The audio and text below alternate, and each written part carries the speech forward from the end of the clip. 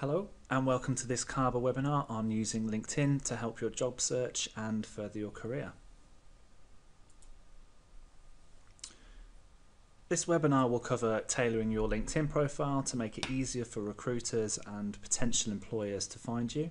And I'll also show you the jobs facility within LinkedIn, which you can use to aid your job search, as many companies post their adverts within LinkedIn. So why bother with LinkedIn? Well, it's not as popular as other social media channels such as Facebook or Twitter, but for professional use and for job hunting, it's by far the most popular channel to use. And depending on where you look, figures show that a large number of companies use LinkedIn for recruiting. So a staff.com survey stated that 93% of their surveyed companies actually use LinkedIn for recruitment. So because I'll be talking you through LinkedIn, I'm going to jump off the slides and I'm going to visit the actual live website. So this is the LinkedIn homepage. If you haven't actually registered and you don't have a profile, I recommend completing this registration form. It doesn't take very long at all and it's totally free. So I already have a profile and I'm going to log into that and talk you through it. I'm not going to go over the whole LinkedIn system and how to use it in case you're not familiar with it, because there are plenty of other tutorials and guides and videos which are on the internet which you can access and find for free. So I am going to talk you through editing your profile, but first of all there's a quick couple of settings to note. If you hover over your profile up in the top corner, go down to privacy and settings, click manage. So I would first of all advise you to become familiar with all the options that especially within these four tabs here. So within the communications settings, and then set the frequency of emails. So you'll notice some pencil icons next to the options here that you can edit, such as messages from LinkedIn, and then there's an option here, for example, to say receive email alerts for jobs that you may be interested in. And here it says periodic email, but you might wish to set that to daily email, for example. If you make any changes, just click on the Save Changes option down here. So I'm going to log into my profile now. Click on Profile. Now think of LinkedIn as an extension or a reflection of your CV, but it's much easier for people to access it because it's essentially public. The first thing that I would draw your attention to is this View Profile As option down here. So if we click that, the screen will change and we'll have some options up here. So you have two options, one for connections and one for public. And connections will be people that you are connected to within LinkedIn. And then we have public. And this is a much more cut down version of my profile, but people can still see things like my experience and my career history. So I'm going to click Return to your profile.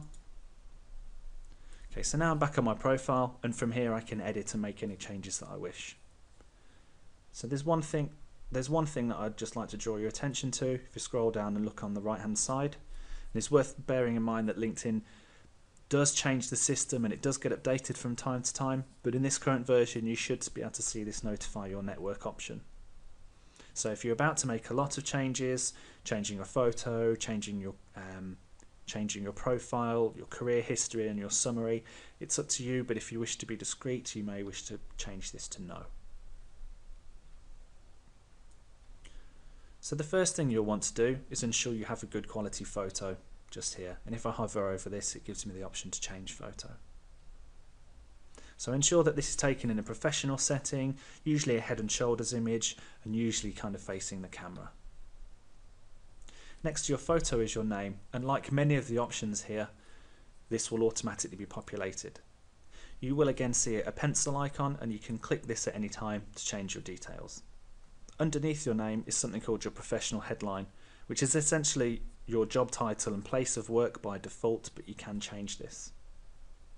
When someone searches on LinkedIn, it's these three items. So it's your photo, it's your name, and it's your professional headline that show up in the search results. So it's important that these are accurate and up to date. And I'll show you an example of this.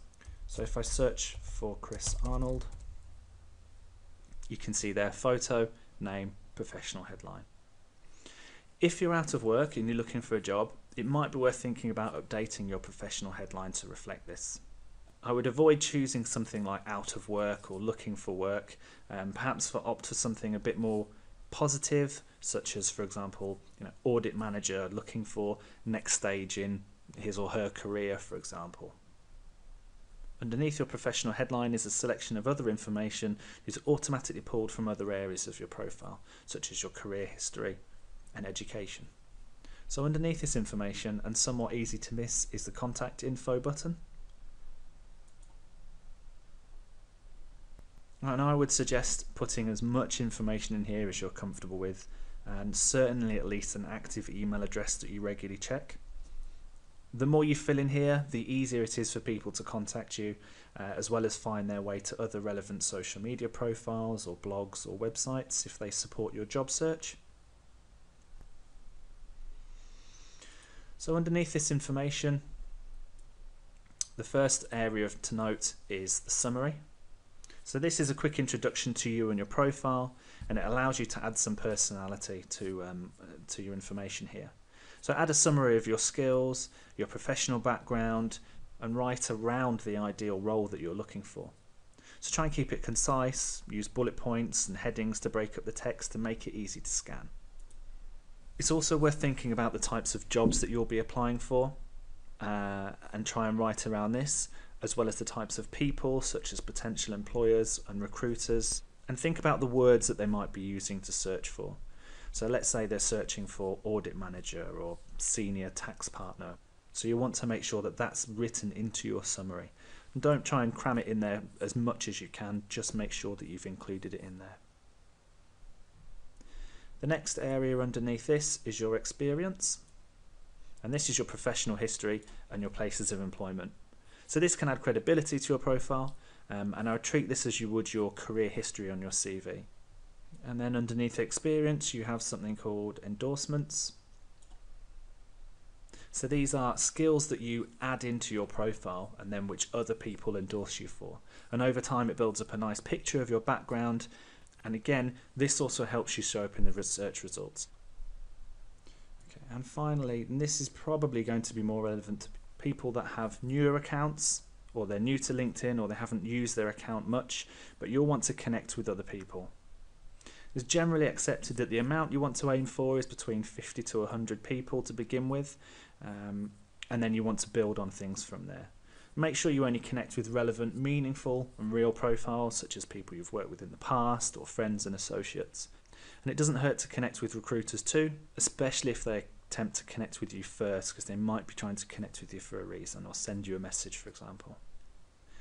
If you're also trying to perhaps get into a specific company that you're interested in, so for example, I'm going to type in here KPMG, you'll notice that the company page is in here, and you might want to start following that company, so you're more likely to see updates that they post, including any adverts that they might publish or any job positions that they might publish. Okay, so once you're happy with your profile, there's a great tool within LinkedIn that can help you further your career, and that's found within the jobs section. And the first thing to note here when you click through is that there's a small indicator here that says all job search activity on LinkedIn, including job views, job searches and job applications, are private and they're not shared with your connections. And that's going to be important to people who are perhaps already employed. So first of all, there are some automatic suggestions for current jobs available based on my profile and my career history and my location, for example, but you might want to search for something specific. So you can use the job search box just at the top here. So I might want to search for tax manager, and I'll click search, and you can see a list of all the results, which will pretty much be nationwide. So you can see here there's 2,192 results for tax manager. And down the left hand side you can narrow your search or filter your search results. Again, you can filter by company or by a particular title. So I might want to search by location. So if I say located in or near United Kingdom and then postcode.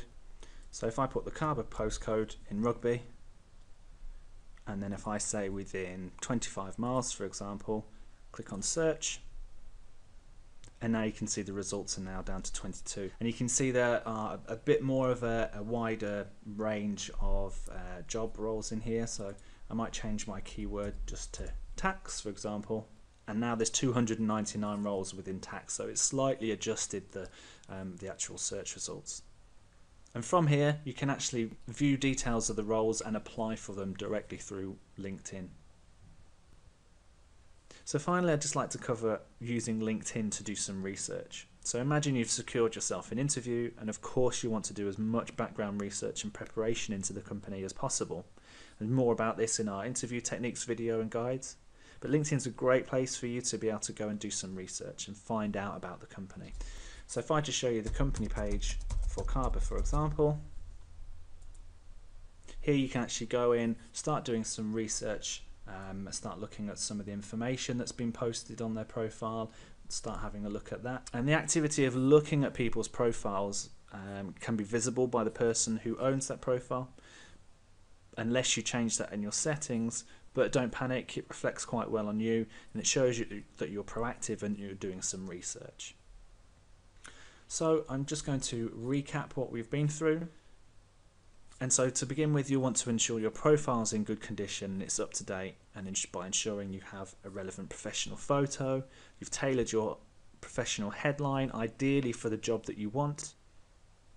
You've added contact details to make it easy for companies and recruiters to get in touch with you. You've completed your summary so people can quickly get a feel for your expertise and experience. You've added your career history to give your profile some credibility. You've also added some skills to your profile so that others can endorse you for them and show authenticity to your profile. And you've built connections with other people you know professionally. And then once you've done that, you can use the job search facility to find and apply for jobs you're looking for directly within LinkedIn. So if you'd like some more information on career development for ICAEW members and their families, we offer a host of support, including career coaching, which is face-to-face or over the telephone. We have online career support. We have a variety of career adaptability courses, and you can find more information on the website, which is www.kaba.org.uk, or you can email us at inquiries@kaba.org.uk, or you can call us on 01788 556 366. Thank you.